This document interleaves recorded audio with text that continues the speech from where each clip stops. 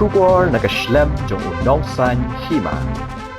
Ka MLA jong ka East Shong constituency ka kong Ampareen lingdo kaloong ba kalami ka jingya kren ba ka kwa ni em banya kunya ka election MP Shiteng Samoi na Shong parliamentary seat. Habakren shikila batay kubor hagas ni thodieng ka kong Ampareen kaloong ba ya karay ban penyeng kertong na ka Bynta ka election MP ka Shong ha ka party yano kan penyakun.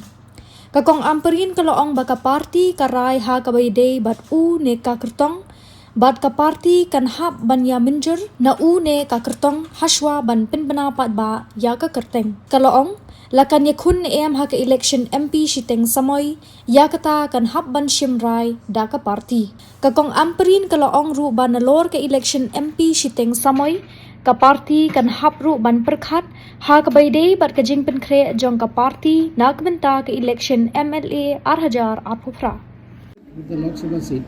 So is there any desire to contest again in the bypoll? A question of desire is irrelevant. It's a question of commitment.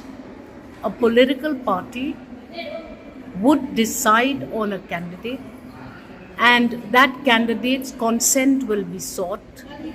Whether or not I wish to, I think would be left to the wisdom of a party. But yes, keeping in mind that the electoral preparations for election 2028 are now at a crossroad, I wish to be relieved if given an opportunity or a choice, because I must concentrate on my LA seat and not get distracted by again going into a field and contesting the LS, unfortunately, that has arisen and has become vacant.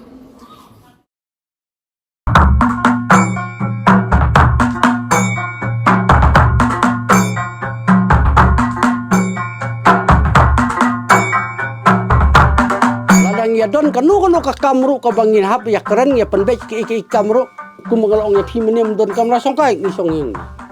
Ya keren hi hang ni barako. Kata kalong ka karukom im jang diri undai. Langit ndagi briu kelia be kata ka kum ka juk ka bamta kan kanduk kani ka jong man barim bon ki ai baro ki bale uman barim ki ladu